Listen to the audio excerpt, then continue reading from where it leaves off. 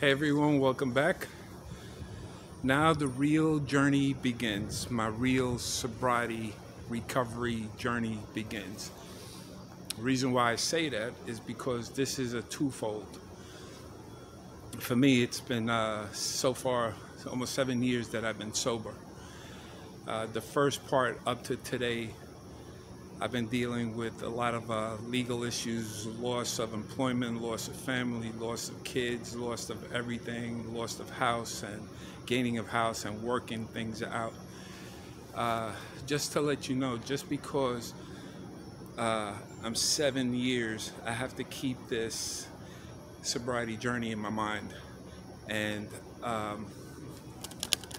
honestly tell you, the true test will come today, starting today, because the pressure was alleviated. Finally I've got my license, the breathalyzer in my van, everything removed. I got my Texas license. Now I don't have to worry about revocation of anything. Every legal issue is gone from me. Reason why I say again that my second part is because I feel that the real test is when you don't have all that legal issue and all that other problems to stay straight in the narrow, which is a learning process, and it helped me out quite a bit. It helped me out tremendously. Now it's up to me to maintain it, to continue without somebody pushing me legally to stay sober. I don't have a breathalyzer anymore. I don't have anything. I am thrilled, but I'm also scared. I have to really implement everything that I've learned with my sobriety journey from October 31st, 2015 to this point and on. The reason why I say that, here I understand it, here I understand it. I have the tools, I have the motivation, I know what I need to do for myself, and I have to continuously do that and not let that little monkey on my back get louder. I will continue my fellowship, I will continue my meetings. Now it'll be a lot easier for me to go to my meetings in person instead of doing it on the internet, which is great. The one good thing about it is that I have quite a bit of support to help me stay sober, to remind me of who I was and where I'm at now. This second journey is my off-grid rooster journey, going off-grid in the desert in Texas. And you could check those videos out, which I already started posting, things that I have gotten and so on and so forth, on my off-grid rooster channel on YouTube. Go check it out and don't forget to subscribe here. But to get back to staying sober, it's still one day at a time, just because my legal issues are not pushing me anymore or hanging over my head, and I took care of everything, and I've worked during this time to get some of the things that I took for granted in my life, relationships, comfortability, friendship, you name it, the outdoors, the smell of these trees, being able to do things clearly with a clear head. I was reacting and everything was all about me, and screw everybody else. You know, you're the one that caused this on me. No, nobody causes anything except for myself. And I have to remember that. These videos I make, and I have quite a few videos from the very first time I started the videos. I have over 100 videos posted. You could check the links and on this channel and tell me what you think. But it doesn't stop. I struggled a lot. I will continue to struggle because that to get to the point that I was on October 31st took years of making. I just didn't become an alcoholic. I wasn't born saying when I grow up I want to be an alcoholic. These are emotional traits that I learned how to defend myself by pushing things away, by not dealing with the issues, by not being who I was, but by not being true to myself. Now that I've gotten the momentum, the knowledge, the ability to say no, I got to come back to me and say, hey, you know, I've got to think, okay, I'm not just going to jump into something. I've got to think things out. I've got to complete a full circle. If something is being offered, I've got to go around. What is this going to do to me? Where is it going to take me? Where I'm going to go? Am I going to split and because I can't handle it? And am I going to go drinking, or am I just going to continue the full circle? Those are the things that are really important. And that's where the work comes in, that moment. And if you don't talk about it, for me, what works is that I speak about it openly. Yes, I'm an alcoholic. People say, well, you're not an alcoholic if you're not drinking. No, the mentality is still there. It's just how I handle things. And I've got to keep working on it, because if it took me all these years since I started the first drinking or my addiction process, which I honestly think was the first cookie that I had. I couldn't have one cookie when I was a kid. I needed the whole bag, and then I threw a tantrum because I wanted more cookies. So the trait was there, just didn't know. Nobody knew. And it just increased from, I replaced it with something else. I became addicted to food, to alcohol at a young age, because Spanish people, is like, you go to a house and they say, hey, you look fat. Sit down, get something to eat.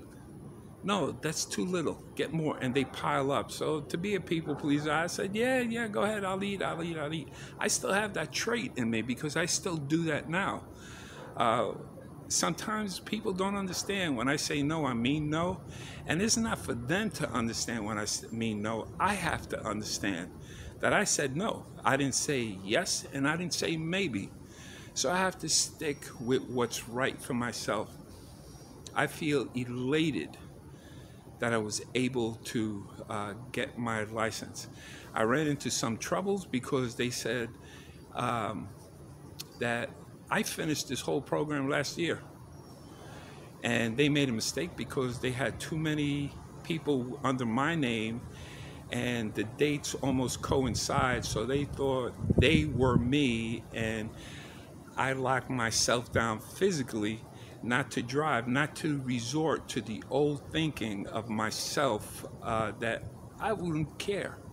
I would get in the car and I would drive. If I got caught with a revoked license when not complying, I'd go to jail. You go to jail, But I couldn't think that way. So I had to fight. I had to fight myself, my own ego, my own personality, my own way of thinking, not to be the person that I used to be. That's where people don't understand a person. You see a book, you see me speaking to you on a video, and you say, well, he's always talking about positive stuff. But I struggle too. I struggle every day. I just don't let it eat up in my brain. That's the part that I try to emphasize to everybody. That's where the work comes in. It's easy. It's easy once you get that thought in your mind and you keep going, and then the following day it gets a little bit bigger, and then it gets a little bit bigger. Then that little monkey is saying, well, you did it this far, you did 7 years, one drink. Just one drink is fine. You could party with the people, and you can't do that because I can't do that. I mean, I can't do it because that one drink is not enough. One is too many, and 1,000 is not enough. So don't start. That's what I keep telling myself. It's so humid out here in Texas. Um, but I'm proud. I'm proud of my friends in New York, Robbie. I have Arnie in Delaware. I have Rick in Delaware. I have Brandon in Delaware. I have um, Florida people. I have my sponsor. I have Philip in Florida. I have my biggest rock in all of this has been my daughter. Uh, Believe it or not, she's younger, she's low-key and everything, but she pushes me in a way that I'm accepting of the way she pushes me. I remember what I made them go through, uh, and I don't want them to go through that. I don't want them to see that ugly person that I was then. I'm happy our relationship with my daughter and my son and their twins uh, are totally different. I love them dearly. Uh, their personalities are totally different. They're black and white. They're Geminis, and you put those two kids together, you get one complete person. Uh, and I've learned so much from them. I've learned where my mindset was at that time while they were growing. Yes, I was there. Yes, I was providing. Yes, I was there. But I was there physically. My mind was, let's get this over with because I could go and get something to drink and I could relax. It's not like that. I am so sorry about this. This is I'm just sweating like crazy. But they support my actions, and I get it. They support it now because I listen. I stay there. When I ask, do you need any help? Do you want some advice? Do you just want me to listen? You got to let me know. I'm a lot clearer. I don't impose my thoughts on somebody else. This is how I think. What you want to do, you do. The same thing with these videos. This is what's working for me. You utilize what you're able to get. Listen to the message, not the messenger.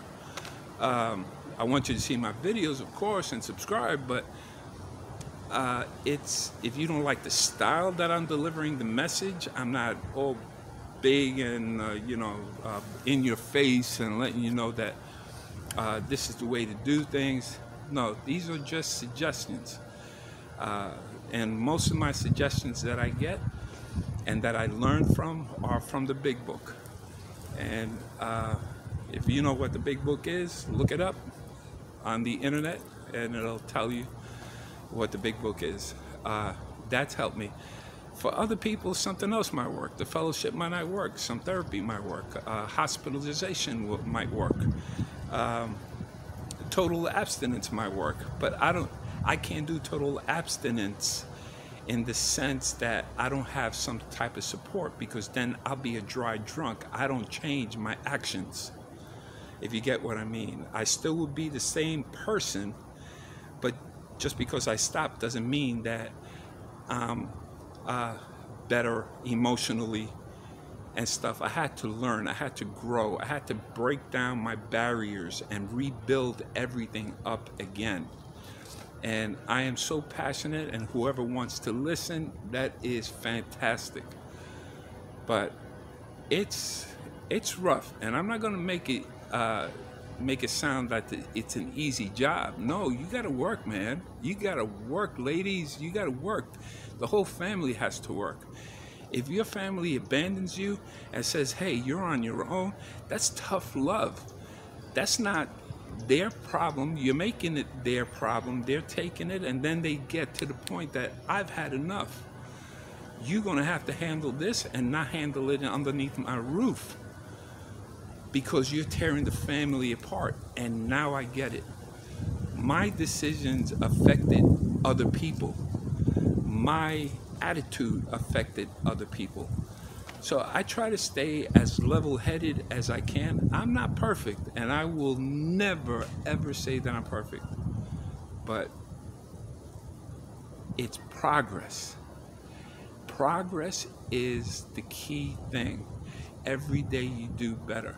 Now, for those of you that have that negative thought in your mind and can't get it out of your head and you fall, you fell when you were thinking about it and that you didn't get rid of it. You just try to find some other excuse, whether you realize it or not. Your subconscious, when you go to sleep, when you wake up and you look at people, is feeding that little monkey in the back, and you're saying, well, they're having fun, why can't I have fun? It's because fun is not about drinking. Fun is about altering your status, your mental status, to handle certain issues in life. That's only a product of the way you think, to hide your emotions, to increase certain emotions that you feel afraid of, fearful for expressing.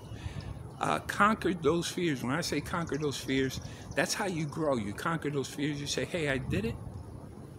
It works. I'll do it again, and it gets easier. And do it again, it gets even easier. So the more you get yourself break out from the habit of drinking to drown your sorrows or whatever it is, you think that I need to drink to have fun, break the cycle. Break it for a while. Just don't say, well, I broke it for this weekend. You know, I could do it again. And then you don't do it. Because for me, anything that ended with the letter Y was an excuse to drink. You had Monday, Tuesday, Wednesday, Thursday, Friday, Saturday, Sunday. Every day is an excuse for me to drink. So I had to get out of that mental state. Or when I start playing around with, well, I stopped for 1 week and I'm doing fine. And I go back to one drink. It increases. Some people are lucky that they come back from it. Some people die. And I'm being straight honest for you. If I start again, I will go back to the way I was. I might never come back. So the way I'm living now, yeah, it's a struggle sometimes. Life is a struggle. The crap that's going on around the world, goals that I'm trying to reach that are difficult, let me tell you, it's a struggle. It's got to be a struggle if you want to grow. So just to let you know, take it one day at a time. Stay strong and sober. Don't forget to subscribe, please. I appreciate you guys. Be safe, be safe, be safe, be safe from the bottom of my heart. And thank you for watching my videos.